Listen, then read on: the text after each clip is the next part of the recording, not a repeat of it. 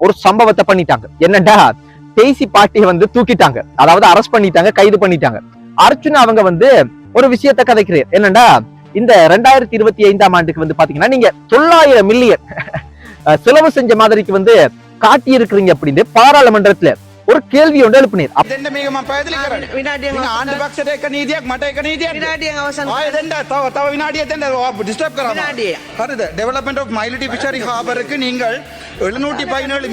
இவங்க எலெக்ஷன் வந்தா இவங்களுக்கு அரசியல் செய்யறதுக்கு மஹிந்த ராஜபக்ச அவங்கள தான் இவங்க தேடுவாங்க அப்படின்ற மாதிரி சொல்றாங்க. கொஞ்சம் யோசிச்சு பார்த்தா ஒருவேளை இருக்குமோ? ஏனென்றா இப்ப லோக்கல் கவர்மெண்ட் எலெக்ஷன் வரப்போகுது. வைத்தியர் அர்ச்சுனா அவங்க வந்து பாத்தீங்கன்னா பாராளுமன்றத்துல வடக்கு மாகாணத்தை நான் தான் ஆள போறேன், நான் தான் ஆள்றேன் ஒரு பதிவு செய்யப்பட்ட ஒரு ஊடகத்துல நான் இந்த விஷயத்தை நான் பார்த்தேன். இன்னைக்கு வந்து ஒரு போலீஸ் அதிகாரி ஒருத்தர் ஒரு டிப்பரோட மோதப்பட்டு ரோட்ல கிடக்குற உயிருக்கு போராடி கொண்டு ரத்தம் எல்லாம் ஊத்துதுடாப்பா. ஆனா மக்கள் வந்து என்ன தெரியுமா செய்றாங்க, அதை சுத்தி நின்று பார்த்து வீடியோ எடுத்து கொண்டிருக்கிறாங்க. மஹிந்த ராஜபக்ச அவங்களோட குடும்பத்தை, அது அவங்களோட ஆதரவாளர்களையோ அந்த மஹிந்த ராஜபக்ச அவங்களோட அரசியல்வாதிகளையோ யாரும் டச் பண்ண மாட்டாங்க, தொட மாட்டாங்க. எந்த அரசாங்கமா இருந்தாலும் சரி கொஞ்சம் அனுசரிச்சு தான் போவாங்க. ஏனென்றா கொஞ்சம் பயம் மாறி இருக்கு. ஆக்குறதுக்கு ஒரு பக்கம் முஸ்பாத்தியா இருந்தாலும் ஒரு பக்கம் இது போல அரசியல்வாதிகள் இருக்கணும். அவர் உண்மையா கதைக்கிறீரா அர்ச்சுனா அவங்க, இல்லாட்டி எலெக்ஷனுக்காக கதைக்கிறீரா அது எனக்கு தெரியா. சில பேர் அப்படிதான் சொல்றாங்க. ஆனா கட்டாயம் இது போல அரசியல்வாதிகள் இருக்கணும். இரவு நேரத்துல ஒரு வீட்டுள்ளுக்கு ஒரு ஜன்னலை ஸ்க்ரூ டிரைவரால வந்து துறந்து நைஸா உள்ளுக்கு போய் பாத்தீங்கன்னா உள்ளுக்கு என்னென்னத்தையும் திருடி இருக்கான் போல. அப்ப எவ்வளவு ஒரு கேவலமான செயலன. மக்களுக்காக உண்மையாக எந்த கட்சி பாடுபடுறாங்க? அரசாங்கத்தினுடைய கட்சியா, வைத்தியர் அர்ச்சுனாவா, இல்லாட்டி தமிழரசு கட்சியா, சைக்கிள் கட்சியா, எந்த கட்சி மக்களுக்காக போராடுறாங்க, மக்களுக்கு பக்கம் நிக்கிறாங்கன்னு நீங்க என்ன நினைக்கிறீங்க? நீங்க நினைக்கிறத சொல்லுங்க. சொந்தங்கள் அனைவருக்குமே வணக்கம். இன்றைக்கு இலங்கை நாட்டுல பாத்தீங்கன்னா காலையிலேயே ஒரு சம்பவத்தை பண்ணிட்டாங்க. என்னடா, டெய்சி பாட்டியை வந்து தூக்கிட்டாங்க, அதாவது அரெஸ்ட் பண்ணிட்டாங்க, கைது பண்ணிட்டாங்க. இந்த விஷயம் வந்து நிறைய தடவை நிறைய பேர் கழிச்சிருக்கிறாங்க. நிறைய கதைகள் எல்லாம் இருக்குது. வந்து மாணிக்கக்கல் கதை, அந்த கதை, இந்த கதை, எக்கச்சக்கமான கதை இருக்கு. நம்ம சுருக்கமா பார்ப்போம். விஷயம் என்ன அப்படின்னா வந்து பண மோசடி, ஊழல் குற்றச்சாட்டு, இதுதான் விஷயம். அதாவது மஹிந்த ராஜபக்சவோட மகன் ஜோசித ராஜபக்ச அவங்கள வந்து சில நாட்களுக்கு முதல் பாத்தீங்கன்னா இந்த பிரச்சனையில வந்து கைது பண்ணி இருந்தாங்க. அப்புறம் வந்து ஆதாரங்கள் போதாது என்று விடுவிச்சுட்டாங்க. அப்புறம் வந்து பாத்தீங்கன்னா இவங்களையும் வந்து விசாரிச்சு கொண்டிருந்தாங்க, டெய்சி பாட்டியையும் வந்து விசாரிச்சு கொண்டிருந்தாங்க. அப்புறம் நாமல் ராஜபக்ச அவங்க சொன்னாங்க அடுத்து என்னையே தான் கைது பண்ண போறாங்க, அரெஸ்ட் பண்ணுவாங்க அப்படின்ற மாதிரி அவரே சொல்லி கொண்டு தெரிஞ்சு. ஆனா டெய்சி பாட்டியை இன்றைக்கு காலையில வந்து அரெஸ்ட் பண்ணிட்டாங்க. குற்றப்புலனாய்வு பிரிவுக்கு டெய்சி பாட்டி பாத்தீங்கன்னா காலையில போயிருந்தாங்க. வந்து இந்த விசாரணை சம்பந்தமா போயிருக்கும் போது விசாரிச்சிருக்காங்க. என்ன பாட்டி, நீங்க கதைக்கிறதெல்லாம் முன்னுக்கு பின்னுக்கு முரணா இருக்கு, எதுவும் பொருந்த மாட்டேங்குது, அப்ப நீங்க வந்து காசு கொள்ளையடிச்சிட்டீங்க தான் போல, பண மோசடி நீங்க செஞ்சிருக்கீங்க தான் போல அப்படின்ற மாதிரி ஆள தூக்கிட்டாங்க. ஆனா யோசிச்சு பாருங்க, இலங்கை நாட்டில் உள்ள மக்களுக்கு தெரியும் கூடுதலா மஹிந்த ராஜபக்ச அவங்களோட குடும்பத்தை, அது அவங்களோட ஆதரவாளர்களையோ அந்த மஹிந்த ராஜபக்ச அவங்களோட அரசியல்வாதிகளையோ யாரும் டச் பண்ண மாட்டாங்க, தொட மாட்டாங்க. எந்த அரசாங்கமா இருந்தாலும் சரி கொஞ்சம் அனுசரிச்சு தான் போவாங்க. ஏனென்றா கொஞ்சம் பயம் மாறி இருக்கு, அது எல்லாருக்குமே தெரியும்.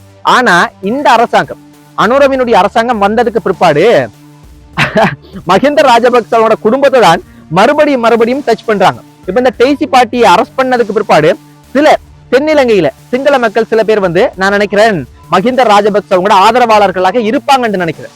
சில பேர் என்ன கதைக்கிறாங்கண்டா மக்களுக்கு சொல்றாங்க, நீங்களே யோசிச்சு பாருங்க, இவங்களுக்கு அனுரவினுடைய அரசாங்கத்துக்கு வேற அரசியல் செய்யறதுக்கு வேற ஒன்றுமே இல்லை. இவங்க வந்து ஜனாதிபதி ஆகினது இவங்க என்ன சொன்னாங்கன்னா உகாண்டால மஹிந்த ராஜபக்ச அவங்க வந்து கொண்டு போய் காசை வந்து பதுக்கி இருக்காங்கண்டாங்க. ஆனா இன்றைக்கு வரைக்கும் நிரூபிக்கை இல்லை. அதே மாதிரி பாம்பு வச்சுட்டாங்க, ஆனா நிரூபிக்கை இல்லை. அதே மாதிரி ஜோசித ராஜபக்ச அவங்க, மஹிந்த ராஜபக்சவங்களோட மகன் ஜோசித ராஜபக்ச அவங்கள கைது பண்ணாங்க ஊழல் குற்றச்சாட்டுல, அதாவது இந்த பிரச்சனையில தான். ஆனா நீதிமன்றமே பாத்தீங்கன்னா ஆதாரங்கள் போதாதுண்டு விடுவிச்சுட்டாங்க. அதே மாதிரி இன்றைக்கு டெய்சி பாட்டியை வந்து அரெஸ்ட் பண்ணி இருக்காங்க. ஆனா இதுவும் வந்து பாத்தீங்கன்னா ஆதாரங்கள் போதாதுன்னு விடுவிச்சிருவாங்க. ஏன்டா உண்மை இல்ல, பொய்யே. நல்லா யோசிச்சு பாருங்கட்டு மக்கள்கிட்ட சொல்றாங்க. என்னண்டா இவங்க எலெக்ஷன் வந்தா இவங்களுக்கு அரசியல் செய்யறதுக்கு மஹிந்த ராஜபக்ச அவங்கள தான் இவங்க தேடுவாங்க அப்படின்ற மாதிரி சொல்றாங்க. கொஞ்சம் யோசிச்சு பார்த்தா ஒருவேளை இருக்குமோ? ஏனென்றா இப்ப லோக்கல் கவர்மெண்ட் எலெக்ஷன் வரப்போகுது. சோ அதுக்காக தான் இந்த படம் காட்டுறாங்களோ அப்படின்ற மாதிரி யோசிக்க தோன்ற அளவுக்கு கதைக்கிறாங்க. அதே மாதிரி நேற்றைய தினம் எதிர்கட்சி தலைவர் சஜித் பிரேமதாஸ் அவங்க வந்து பாத்தீங்கன்னா பொதுவா அவர் சொல்லியிருந்தார், இந்த அரசாங்கமும் என்னதான் சொன்னாலும் பழி வாங்குது இந்த அரசாங்கமும் அப்படின்ற மாதிரி சொல்லியிருந்தேன். சோ அதே மாதிரி இன்றைக்கு வைத்தியர் அர்ச்சுனா அவங்க வந்து பாத்தீங்கன்னா பாராளுமன்றத்துல வடக்கு மாகாணத்தை நான் தான் ஆள போறேன், நான் தான் ஆள்றேன் ஒரு பதிவு செய்யப்பட்ட ஒரு ஊடகத்துல நான் இந்த விஷயத்தை நான் பார்த்தேன். ஆனா நான் இது உண்மையா பொய்யான்னு எனக்கு தெரியும். நான் இது சம்பந்தப்பட்ட வீடியோ நான் பார்க்கல. நீங்க இந்த வீடியோ பாக்குற நீங்க இது உண்மையா, அப்படி அவர் கதைச்சிருக்கிறீரா அப்படின்றத நீங்க யாராவது பார்த்திருந்தா சொல்லுங்க. இல்லாட்டி இது ஒரு பொய்யான செய்தியா, பொய்யான தகவலான்றத சொல்லுங்க. அப்படி ஒரு செய்தியை நான் பார்த்தேன். ஆனா நான் இன்னைக்கு நேரா லைவ்ல ஒரு விஷயத்தை நான் பார்த்தேன்னா என்னடா, அர்ச்சுனா அவங்க ஒரு விஷயத்தை கதைக்கிறேன். என்னடா, இந்த 2025ஆம் ஆண்டுக்கு பாத்தீங்கன்னா நீங்க 900 மில்லியன் செலவு செஞ்ச மாதிரிக்கு காட்டி இருக்கிறீங்க அப்படின்னு பாராளுமன்றத்துல ஒரு கேள்வி ஒன்று எழுப்பினீர். அப்ப சபாநாயகர் என்ன செய்யறாங்கடா, அரசாங்கத்திட்ட கேட்கிறேன். இப்ப சபாநாயகர் அதை கதைக்க விடாம, அதை பார்க்கும்போது எங்களுக்கே கோபம் வருது. அதை கதைக்க விடாம என்ன செய்யறேன்டா, அடுத்தவங்களுக்கு வாய்ப்பு கொடுக்குற மாதிரி ஒரு விஷயத்த செய்யறேன். அப்ப அர்ச்சுனா பயங்கரமா டென்ஷன் ஆகி அவங்களுக்கு ஒரு நீதி, எங்களுக்கு ஒரு நீதியான்னு கேட்கிறேன். சிங்களத்துல கேட்கிறேன். அது என்னடா, சிங்கள மொழி பேசக்கூடிய பாராளுமன்ற உறுப்பினர்களுக்கு ஒரு நீதி, எங்களுக்கு தமிழ் அரசியல்வாதிகளுக்கு எங்களுக்கு வேற நீதியான்ற மாதிரி பயங்கர காட்டமா கதைக்கிறேன். கதைக்கும் போது பாத்தீங்கன்னா அப்படியே கொஞ்சம் ஓரளவு ஓகேன்ற மாதிரி சபாநாயகர் இருக்கிறாங்க. அப்புறம் பாத்தீங்கன்னா டிஸ்டர்ப் பண்ணக்கூடாது கடுமையா கேட்கிறேன். பயங்கரமா டென்ஷன் ஆகி கேட்கிறேன். உண்மையாகவே எங்கட சமூகத்துக்கு, எங்கட மக்களுக்காக குரல் கொடுக்கறதுக்கு இது போல அரசியல்வாதிகள் தேவை. மற்றவங்களும் இது போல கதைக்கணும். அப்ப சபாநாயகர் என்ன செய்யறா, மனசுக்குள்ள கொஞ்சம் இப்படி புறுபுறுக்கிற மாதிரி புறுபுறுக்குறாங்க. நீங்க நம்பலண்டா அந்த வீடியோவை பாருங்க.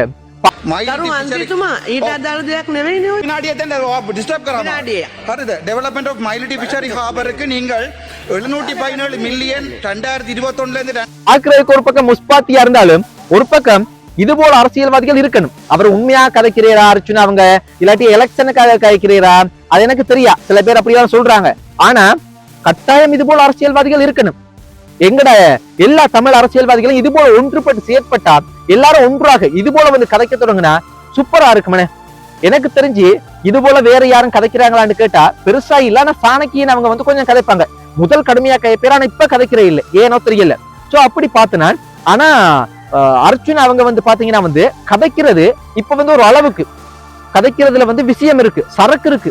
இப்ப முதலாவது கொஞ்சம் அதிகமா கதைக்கிறதுல என்ன அனாவசியமான கதைகள் கைப்பேர். ஆனா இன்றைக்கும் பாத்தீங்கன்னா கதைச்ச விஷயம் சரியான சொல்லிட்டான விஷயம்.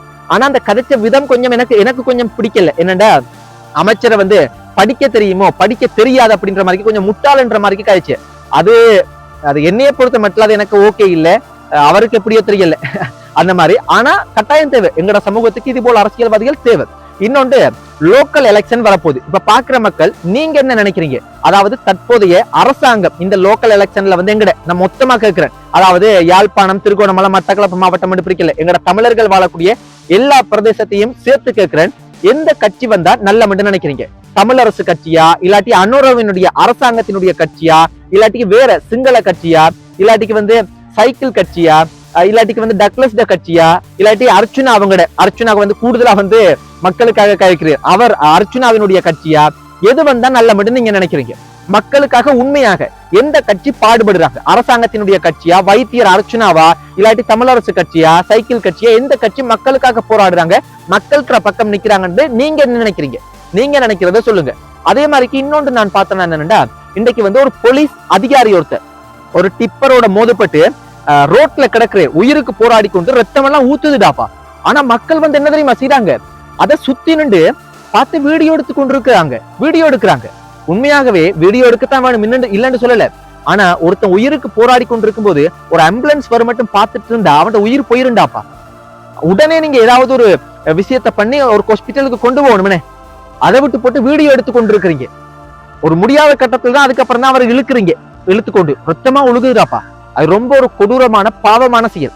அதே மாதிரி இன்னொரு விஷயம் ஒன்று பார்த்தீங்கன்னா, இந்த திருட்டு சம்பவங்கள் அதிகரிச்சு கொண்டே போகுது. நேற்று இரவு நான் நினைக்கிறேன் மட்டக்களப்புல ஒரு சம்பவம் ஒன்று பார்த்தேன், அம்பாறையில ஒரு சம்பவம் ஒன்று பார்த்தேன், இன்னும் நிறைய இடங்கள்ல நடக்குது பாருங்க. இல்ல நான் ஒரு விஷயத்த நான் உங்களுக்கு காட்டுறேன். இரவு நேரத்துல ஒரு வீட்டுள்ளுக்கு ஒரு ஜன்னலை ஸ்க்ரூ டிரைவரால துறந்து நைஸா உள்ளுக்கு போய் பாத்தீங்கன்னா உள்ளுக்கு என்னென்னத்தையும் திருடி இருக்கான் போல. அப்ப எவ்வளவு ஒரு கேவலமான செயலன. அது காசுக்காரனோ கஷ்டப்பட்டு விடும், கஷ்டப்பட்டு உழைச்சி பணத்தை அவன் சேமிச்சு வச்சிருக்கிறான், அதை போய் நீ திருடுறியே, வெக்கமா இல்லையா? எவ்வளவு ஒரு கேவலமான செயலன. இன்றைக்கு கூடுதலா உழைச்சி நேர்மையாகவும் உண்மையாகவும் சம்பாதிக்கிறதுக்கு விருப்பப்படுறாங்கல்ல, குறுக்கு வழியில திருடி குப்பை வேலைகள் செய்து சம்பாதிக்கிறதுக்கு தான் விருப்பப்படுறாங்க. கட்டாயம் இதை காவல்துறையினர், போலீஸ் கவனம் எடுத்து இதுக்கான தகுந்த நடவடிக்கைகள் எடுக்கணும். சும்மா நீங்க வந்து இப்ப நிறைய குற்றச்சாட்டுகளான சமூக ஊடகத்துல பாக்குறேன். என்னன்னா போலீஸ் ஸ்டேஷனுக்கு போய் ஒரு கம்ப்ளைண்ட் கொடுத்தா போலீஸ் அதிகாரிகள் பெருசா ரெஸ்பான்ஸ் எடுக்கிறாங்கல்ல, ஏனோ தானோ இருக்கிற மாதிரி எல்லாம் வந்து பாக்குறேன். கட்டாயம் அது தவறான ஒரு விஷயம் உண்டு.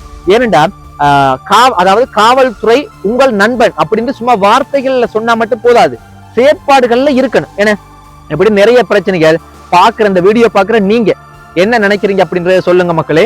இன்னும் ஒரு வீடியோல சந்திப்போம். நன்றி.